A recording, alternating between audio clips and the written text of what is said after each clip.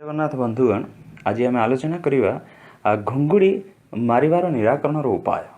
घुंगुड़ी मारिबा द्वारा कौन समस्या होता है आम उणा अधिकता अनुभव करिथिबा जदि आम अनुभव करना तेबे मध्य शुणी नवा वीडियो को स्किप करवा नहीं कारण आम सांगसाथी मानक मध्यरे बंधुबांधव मानक मध्यरे जदि एभली समस्यार किए सम्मुखीन होउथांती तेबे तार उपाय मध्य आम सेमानकु बतई परिबा। तो जानिथिले तो तेणु घुंगुड़ी निजे मारुथांतु बा न मारुथांतु किंतु कारण एवं तार निराकरण उभय जानी नवा।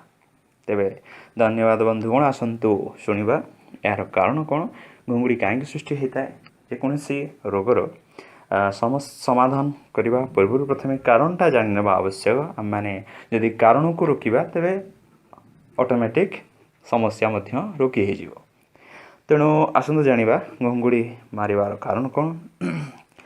एक जदि आम बेसी परिश्रम करिथिबा थकी जाइथिबा बेसी परिश्रम करी शोई पड़वा राति तेबे घुंगुड़ी होता है। दुई जदि आम निशा द्रव्य सेवन करुथिबा धूमपान करुथिबा तेबे मध्य घुंगुड़ी हवार राति संभावना देखा देता है।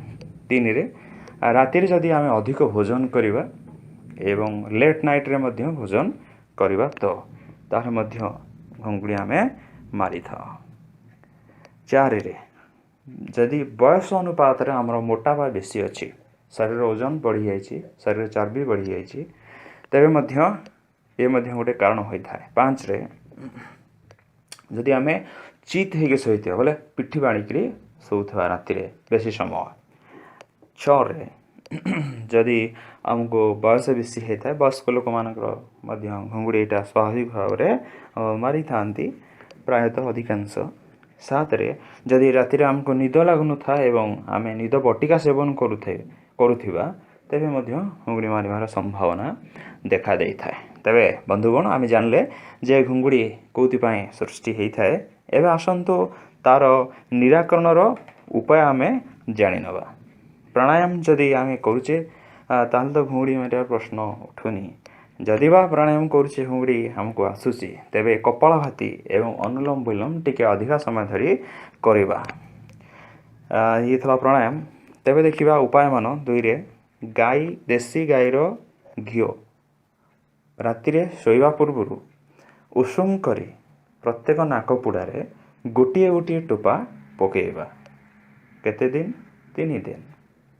राति शोवा पूर्व सकाळे उठिबा पर देखिबा 2-3 दिन रे आरोग्य हो जाइथिबो। विभिन्न उपाय मान आलोचना करवा कारण जो जो उपाय मान कहवा प्रत्येक जेकोसी गोटे उपाय करले मध्य चलिबो किंतु जदि से जिनस नाही कोनोसी कहा पाखरे देसी गाईर घीओ मानकर अवेलेबल नाही ता पाखरे से एरिया रे पहुँची पारु नाही ता पाखे नाही ताल कोन घुंगुड़ी भल होबनी कि?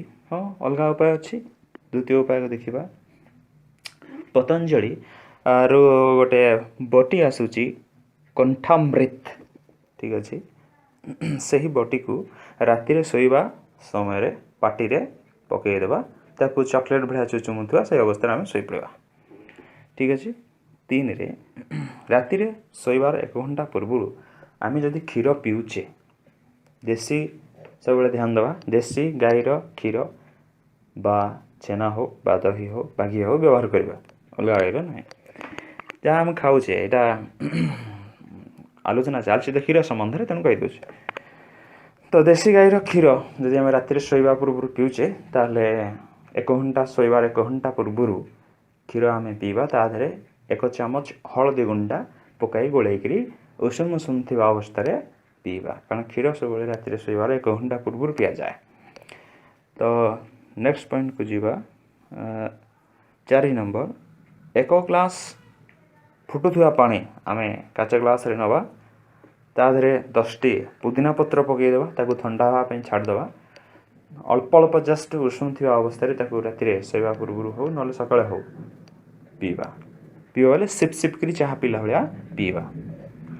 तो ये था चतुर्थ उपाय।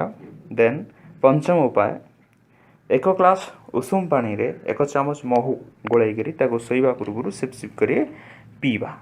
ओके। षष्ठ उपाय पानी 1 घंटा लेखे छाड़ी पीवा कारण पानी अभाव घुंगुड़ी हवार संभावना देखा देता है। जदि शरीर को आम जी परिमाण पानी आवश्यक जदि आम ताहा जोगाऊ ना तेणु प्रति 1 घंटे गोटे ग्लास बा प्रति अध घंटा छाड़ी अध ग्लास पानी आम पीवा। 7 नंबर पॉइंट पुदीना तेल को आम व्यवहार कर राति शोवा पूर्व नाक पुड़ारे आम पुदीना तेल लगे शोई पारिबा। नंबर 8 शरीर ओजन जदि बयस अनुपात बढ़ी जाइए तेबे आम शरीर ओजन कमाइवाई चेष्टा करिबा। नंबर 9 धूमपान करवा नहीं कि निशा सेवन करवा नहीं। राति फ्लाट है बेस समय शोवा ना कड़ माड़ी शोवा। साधारणतः राति बाम कड़ माड़ी शोई था शास्त्र अनुसार शोवा कथा। तेणु अधिकांश समय राति जो आम शोचे बाम कड़ माड़ी शोवा। जब बाम कड़ माड़ी बेस समय शोले दक्षिण कड़ माड़ी पुणी अल्प समय शोपर किंतु फ्लाट है समतल भाव में पिठी पटिया कर बेस समय शोवा ना। देन आउ कौन करवा ना निद बटिका आम सेवन करवा ना। ठीक अच्छे। साइड इफेक्ट कौन होता है ना यार जदि बेसी समय घुंगुड़ी आम मारी था आ तार उपाय आम न करूँ तेरे यह हार्ट अटैक हबार संभावना देखा दे थाए। अन्य एक बढ़िया उपाय अच्छी आम पाखे जे संगीत गान करवा। आम देश भारत तो संगीत प्रिय भजन प्रिय मंत्र प्रिय तेणु आम भजन हो मंत्र हो 15 ରୁ 30 मिनिट आम गाईपर एमती गाऊ सकाल प्रार्थना करूँ सन्ध्या प्रार्थना करूँ जब आम भूली जाइए तेज आरंभ करदे। ठीक अच्छे बंधुगण जदि घुंगुड़ी आप मारुची तेरे आपंपाई यही उपाय मान निश्चय कम आसो। विभिन्न उपाय दिहला जेकोसी उपाय आपरे आपणकर जिनस उपलब्धि किंतु संगीत तो समस्ते गान करें गीत गाईपर भजन गाईपर मंत्र गाईपर। तो ये थिला होची आपण मानंग पई घुंगुड़ीर समाधान उपाय।